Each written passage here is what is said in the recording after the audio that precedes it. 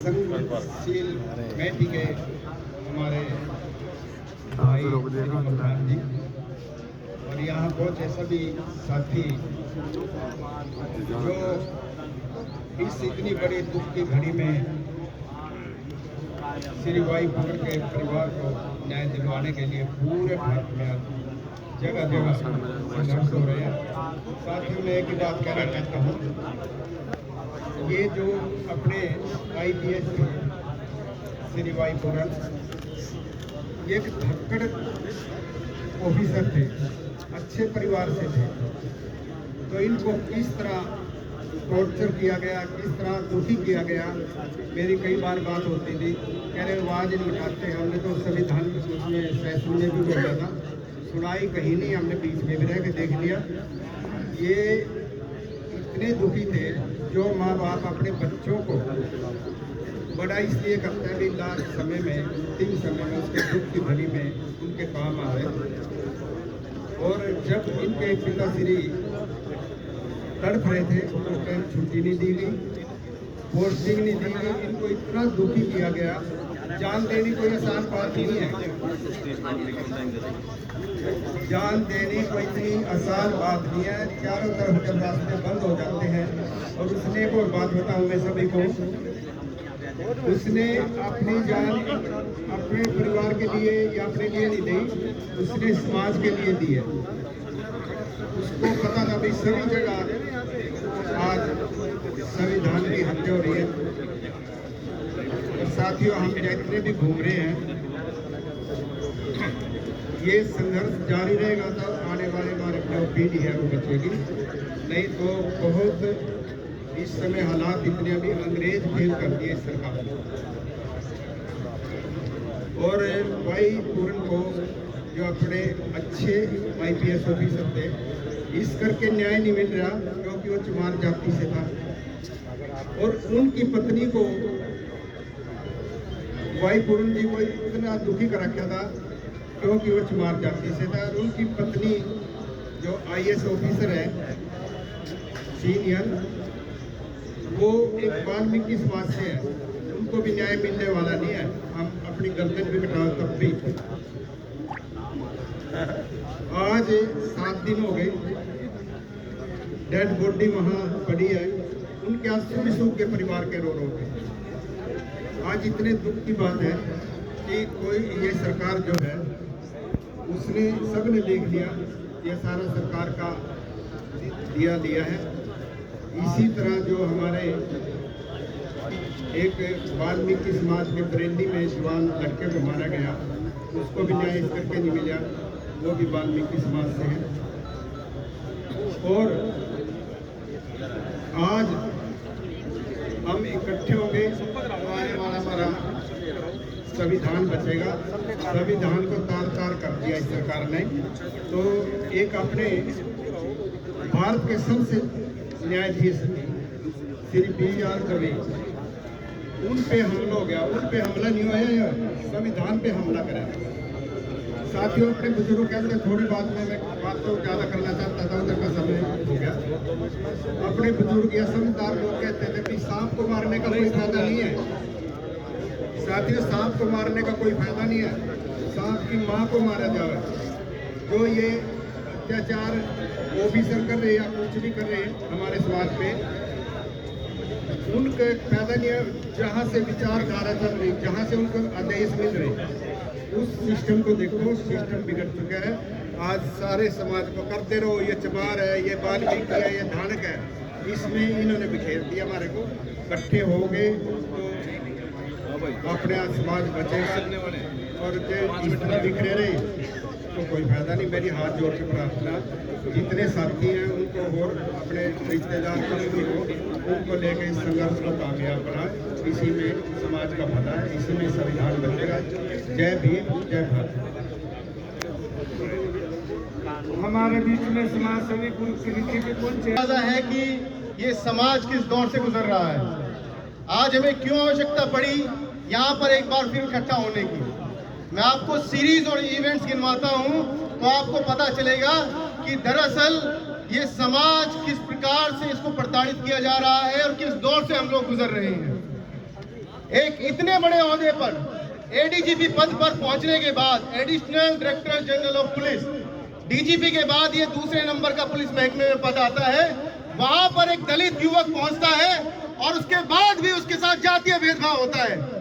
ये जातीय भेदभाव इस कदर मनुवादियों की नसों में पहुंच चुका है कि आज उसका खामियाजा हर दलित व्यक्ति को भुगतना पड़ रहा है। आरएसएस के 100 साल हुए और ये वही मनुवादी सोच हर व्यक्ति के भीतर पहुंच चुकी है।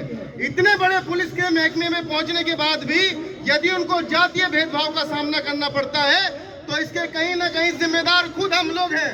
हम लोग इसलिए हैं क्योंकि हम किसी का खून बहता देख हमेशा चुप रहते हैं, आवाज उठाते ही नहीं। हरिओम वाल्मीकि रायबरेली में क्या हुआ? पीट कर उसकी हत्या कर दी गई, खून बहता रहा, उसकी गर्दन पर पैर रख के उसको कुचलने का काम किया गया। क्यों? क्योंकि तब भी हम चुप थे। बात केवल यहाँ तक नहीं है, CGI chief justice of India, संवैधानिक पद, सबसे बड़ा पद है ये संविधान में, उन पर भी जूता उछाला गया क्योंकि वो दलित समाज से आते हैं।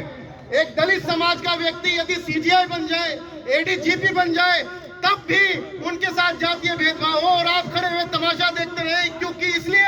क्योंकि आप लोगों के भीतर खून नहीं, पानी बह रहा है, और पानी तो भैया बहता ही है, खून नहीं बहता। अगर खून बह रहा होता तो आप हर मोमेंट पे उठ के अपनी आवाज उठाते। और बात केवल इतनी नहीं है, क्या हुआ राजस्थान में?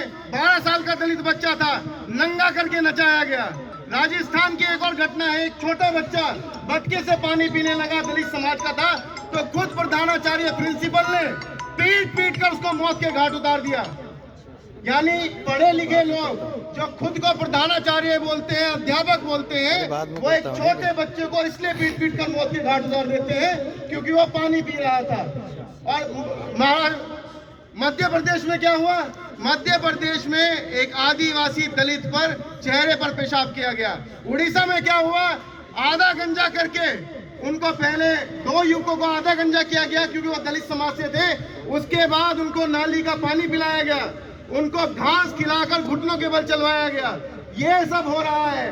और केवल इतनी बात नहीं है, ये पीड़ा आज ओबीसी समाज भी सह रहा है। मध्य प्रदेश में क्या हुआ? यादव कथावाचक, आप भूले तो नहीं है वही घटना? यादव कथावाचक के साथ क्या हुआ? पहले गंजा किया गया, बाद में महिला के पेशाब से शुद्धिकरण किया गया। इनको लगता है कि महिला का पेशाब दलित समाज के लोगों से भी पवित्र है। और इस प्रकार की घटनाएं केवल इसलिए होती है क्योंकि हम लोग खामोश रहते हैं। आज एडीजीपी वाई पूर्ण कुमार के लिए हम लोग इकट्ठा हुए हैं, हमें एकजुट होने की आवश्यकता है। अभी मैं देख रहा हूं कि कितने सारे लोग केवल पीछे खड़े हैं, केवल वो बात सुनने का काम कर रहे हैं, उनकी कोई भागीदारी मुझे यहाँ नजर नहीं आती। हम सबको एक होना पड़ेगा, इकट्ठा होना पड़ेगा, और ये जरूरी है अपनी आवाज को सत्ता तक पहुंचाने के लिए, गूंगी बहरी सत्ता तक पहुंचाने के लिए। मेरे साथ पूरी आवाज से, पूरे जोश से बोलेंगे, जय जय जय जय जय भीम, जय भीम, जय भीम। आवाज गूंजनी चाहिए, जय जय जय जय जय भीम, जय भीम, जय भीम, जय जय जय जय जय भीम, जय भीम, जय भीम। मनुवाद मिटाना है, संविधान बचाना है। मनुवाद मिटाना है, संविधान बचाना है। मनुवाद मिटाना है, संविधान बचाना है। आप लोगों से ज्यादा तेज तो मेरी आवाज है, जोर से बोलिए, जोर से। मनुवाद मिटाना है, संविधान बचाना है। जय जय जय जय जय भीम, जय भीम, जय भीम, जय जय जय जय जय भीम, जय भीम, जय भीम। धन्यवाद भाई। ये थे हमारे गोंडा के क्रांतिकारी रॉबिन माइकल, जिनका नाम ही माइकल है, माइक बाबाजी सबसे ज्यादा बगैर माइक के भी आवे। तो अब मैं निवेदन करूंगा राजेंद्र बड़ा जी से, वो भी आए अपनी बात में।